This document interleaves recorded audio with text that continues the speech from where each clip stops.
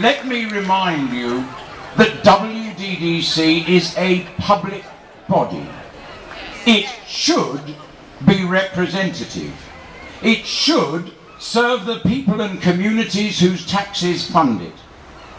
Sadly, however, West Dorset District Council has been turned into a self-serving, despotic organisation which stifles debate, ignores the public and believes it can get away with the most undemocratic of behaviours. You have to look at how the Charles Street site came to be adopted in the first place. Now, many of you will remember that the first time round in the original plan, Charles Street was to be a residential development. And it was to be a residential development of both affordable and otherwise houses proposed along the south flank parallel to the south walks. It was council land. They had leased that land to the developer Symons.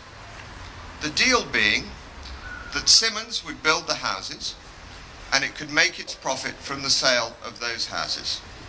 Meanwhile, money would accrue to West Dorset District Council through the lease of the land. Now that's a perfectly sensible commercial deal. The minutes of the 16th of December of 2008 are very revealing. It was reported to the council at the meeting that the Charles Street development and the Brewery Square development, the other alternative, were more or less equal in terms of cost and functionality. And therefore, members needed to look at the wider issues when considering the preferred site. Now, that sentence is open to considerable question, given that Brewery Square would have cost, in fact, £1.9 million less. But leave that aside for the moment. The very next sentence in those minutes reads as follows. The developer of the Charles Street site, had advised the council that in the current climate, housing on the site would not be a viable option, and that the viability of developing the site would be enhanced if the site were chosen for the new council offices. The viability of the site, you may ask, for who? For you? For the district? Or for the developer? At that stage, you may ask why it is that a council should be at all concerned about the profits of Symons, the developer. That is the risk that a developer takes. They had secured their housing, which everyone wanted. They'd secured their profit from the lease. Who or why would they care about the profit that the developer was pocketing? But the minutes continue on that very day to adopt the Charles Street plan. In the light of the town centre location, accessibility and contribution to the regeneration of the town centre, the report proposed that the Charles Street site be selected as the preferred location. And so it came to pass. Even more perplexing is that WDDC then went on to lend the clearly very hard-up developer, Symons, £250,000 so that they could progress the development. And Alistair Chisholm tells me that there is some evidence that the district council may have advanced Symons up to £1 million.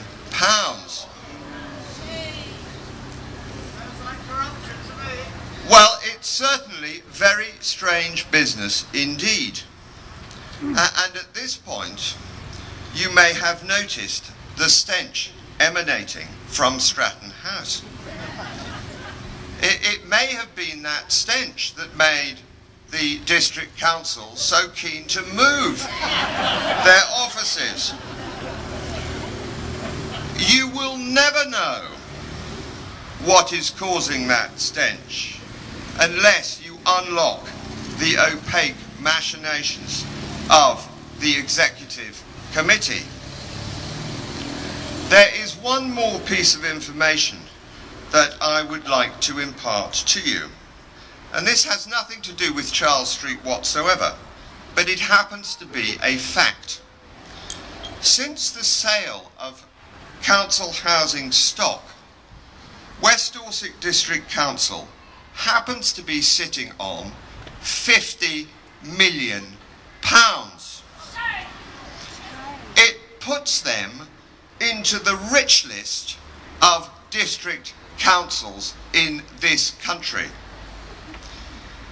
Now, what are they doing with this windfall in hardened times?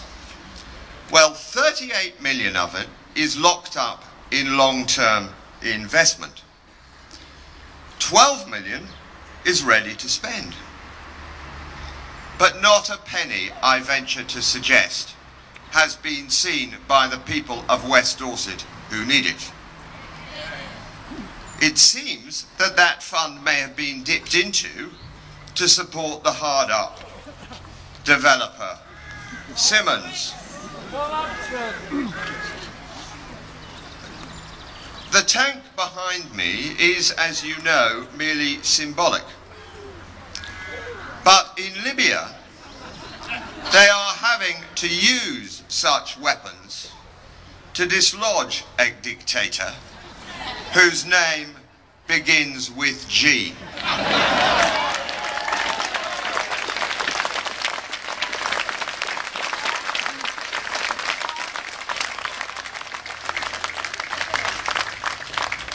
You do not have to resort to such weapons.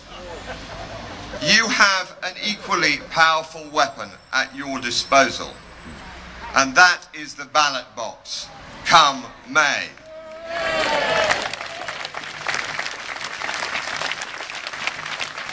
And in casting your votes come May, you may wish to ensure, and you will have noticed, that the people who are speaking to you today cover an enormous political spectrum. This is not about party politics. This is about democracy.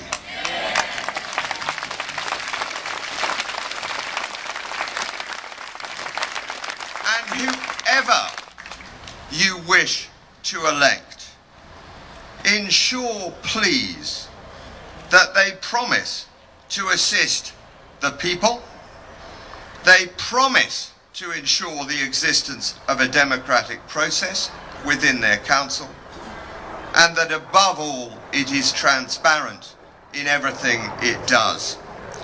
And equally more importantly, if those promises turn out to be stuff and nonsense, you send them roundly packing with the message that the politicians are here out of public duty, and they are here to serve the people and not themselves.